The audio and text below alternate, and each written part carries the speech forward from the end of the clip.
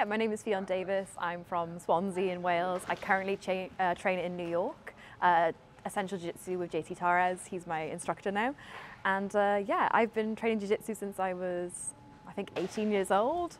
I started with judo as a kid. I trained that from when I was like 7 years old. And then I got into Jiu-Jitsu later in life at like 18, which is it's not old or anything, but compared to a lot of the girls I compete with, it's kind of seasoned. And yeah, I've been doing Jiu-Jitsu for almost 11 years now.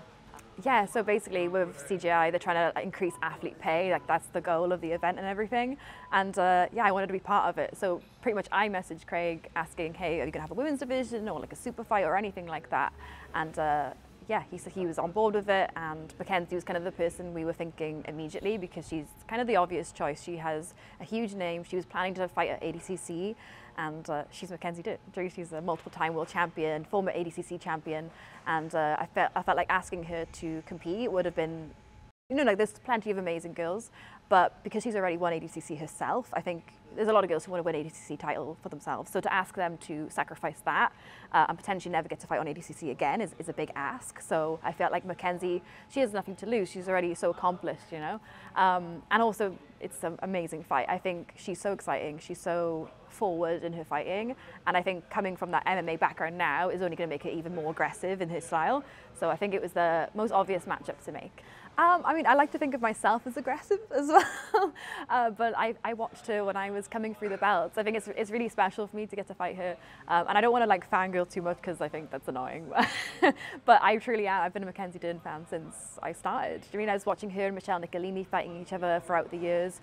I've seen her win her world titles, and I looked up to her, and I still look up to her. And yeah, I think it's a dream match for me to get to fight my idol, because pretty much when I got my black belt, she'd already transitioned to MMA and was already doing really well in MMA. So I kind of missed my chance to ever actually get to fight her, and this is the opportunity to do it. You know, she has no reason to come back into Jiu-Jitsu. She's already doing so well in MMA, in the UFC. She's doing a different sport basically now. So she has no reason to come back to Jiu-Jitsu. She has nothing to prove. So I'm really grateful that she took the match. I like being on top. I like to wrestle and do judo, I guess. My wrestling is just trying to do a hip throw, basically.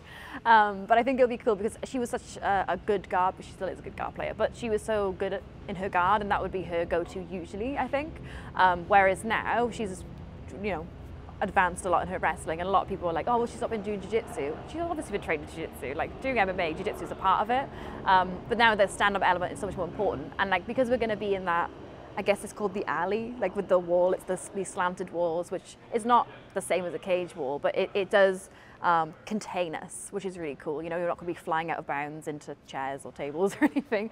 There's no opportunity for the person to really back away and flee the area because of the slanted walls. So it does emulate a cage quite a lot, but I guess it's more suited to jiu-jitsu, so we don't like tear up our hands. But yeah, I think that'll be really interesting because I think she'll have a good experience with working that boundary with, you know, she has to come forward. That really does push the pace. And yeah, I think her wrestling will be a lot more improved at this point. You know, she's been focusing on it with her MMA, so I think that stand-up aspect is going to be a bigger part now. She's going to be better in scrambles. She's going to be better with the aggression aspect as well. I think with jiu-jitsu, like obviously the girls come forward and fight forward, but you know, it's going to be a little bit different when it's MMA and there's strikes involved and things like that. So I think her top game will be better, and her stand-up for sure.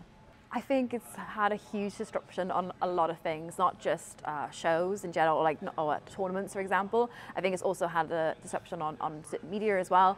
I think you're seeing the silence from certain corners, and there's just like no acknowledgement towards it, which is interesting. You know, like if you're a media site, you have to cover what is happening within the jiu-jitsu world, I guess.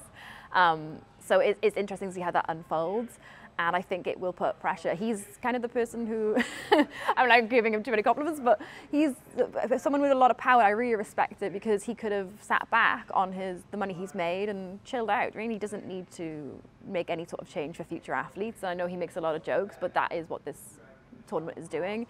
It's making a change for the people coming through. And I think when people are sort of fighting against that, I can see the two sides, but I'm like, you have to understand this is for the betterment of everyone. This is going to improve it for everyone. And I don't think it's trying to destroy other tournaments. I think it's trying to force their hand because people become complacent, right? They sit back and go, well, we can kind of just keep it like this because no one's complaining, no one's standing up for anything.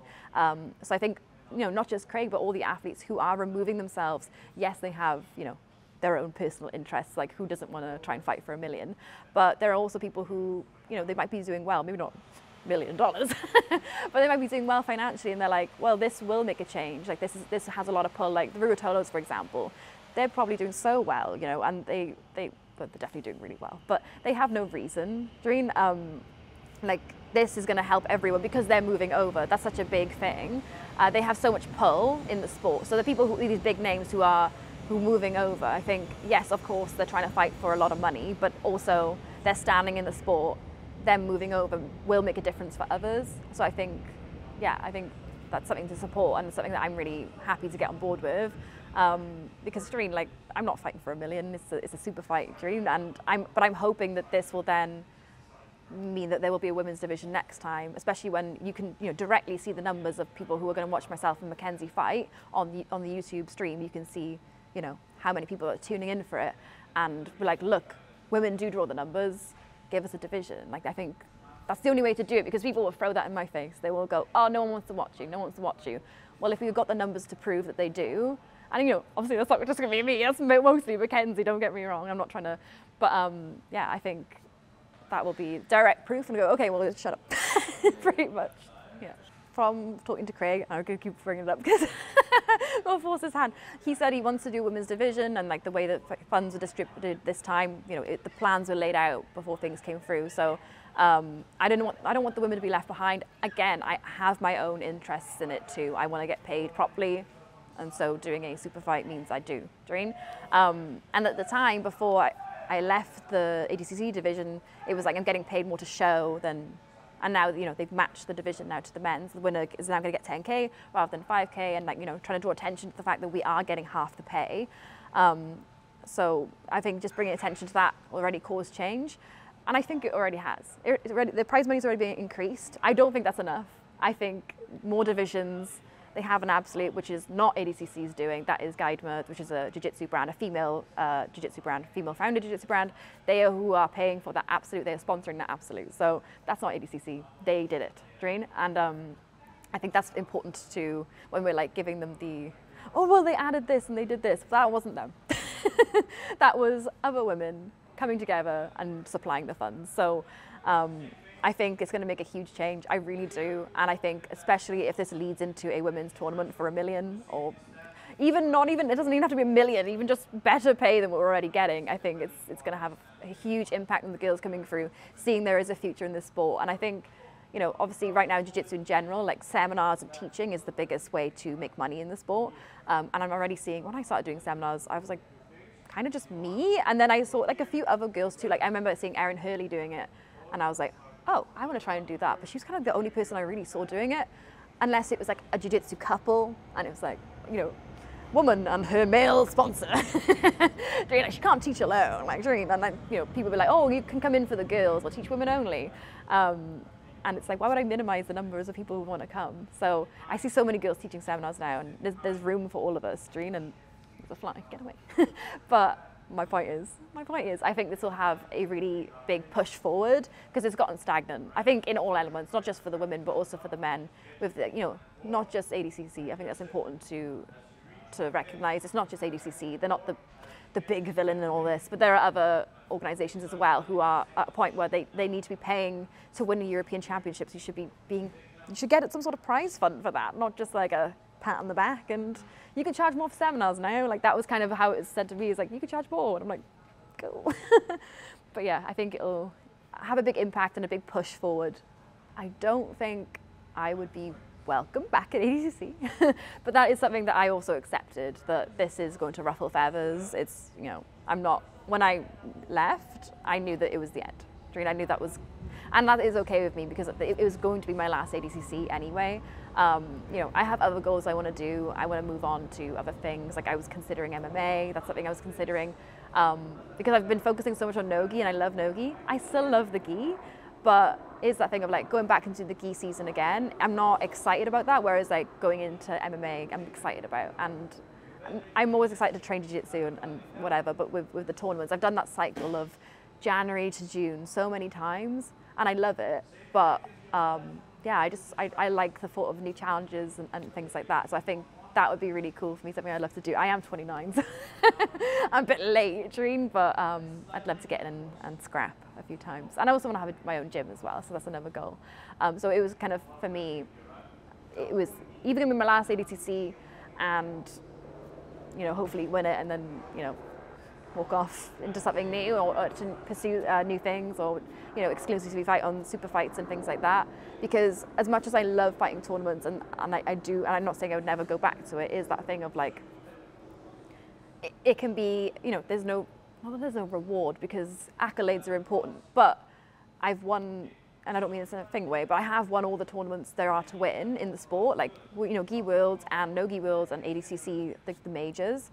And I have won those a few times, and it's like, it's that thing of like going back into that, and then, you know, the reward isn't as much as a super fight. It doesn't really make sense. And also I've like talked to people who are running shows. It's like, if you're doing, for example, I did No Gi Worlds and then trying to fight on Polaris, and they're like, well, you kind of fought all the top girls, or like the top girls that we had in mind, and now to do that immediately after, or like a month or two after, it's quite difficult then for them as well, to get the same traction, to get the same eyes to it, because like, well, we just saw that match. And I get people, you know, you'll fight the same people multiple times, but there is that to consider. And also, if I want to open a gym or like move on to MMA, it's like, there's so much preparation goes into those tournaments, and I want to take everything seriously and go forward with my full heart into it. You know what I mean? Oh yeah, I really want to do MMA. I really do. It's something I've kind of gone back and forth with throughout the years of doing jiu-jitsu. Like I stopped doing MMA when I really got into jiu-jitsu. Kind of, I won, I think it was No Gi Worlds, and then I was like, okay, I'm gonna focus on jiu-jitsu for a while, because I went into MMA with like no striking. I still say, even after having, I think I had 3 amateur fights and one pro, I still had no striking. And at the time, it was so new for women's MMA in the UK. During, like, we don't have the girls you have now at that time. So I kind of got away with being shit. I just like didn't get found out, fortunately. I was like, I just didn't come across scary people at that time. But I was probably like one step away from going in with someone crazy and getting the shit kicked out of me. So I was like, okay, I need to focus on my jiu-jitsu, get that to a high level, so I have, you know, and I, you know, work on my striking. And then I just fell into jiu-jitsu and doing that full throttle. It was that thing of like, every now and then I would like go back into MMA, and I was like, well, I still want to win these tournaments, because there's that thing of fear of missing out. Like, I don't want to not fulfill my potential in one area or one sport like jiu-jitsu. And then once I won Gi Worlds, I was like, and ADCC, these are my biggest goals in jiu-jitsu. I was like, okay, well, maybe it's time to consider. And yeah, like now I really want to go for it before I'm too elderly. But yeah, it's something I really want to pursue, and I think it'd be exciting. I think it'd be cool. I know I'm not under any pretenses that I would go in and be. I think I'm aware of my ability striking-wise would be very low, so it would take a lot of work. But yeah, it's something I'd like to pursue for sure. It was the best thing I ever did, get into jiu-jitsu, to be honest. Like, I trained judo throughout my childhood, and it was always like that thing of like my parents put me in it. And I was like, okay, I just do this thing now.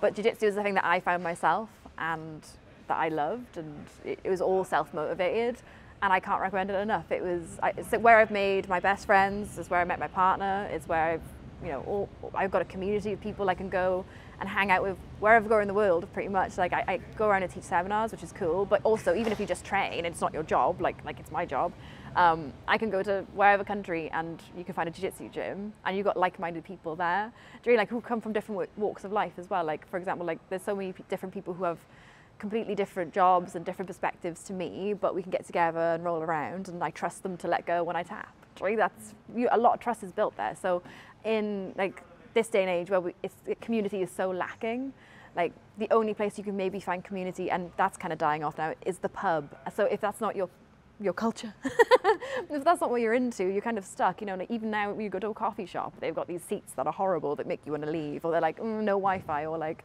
you know, things that get people to leave. Fuck off, dream. So it's really difficult to.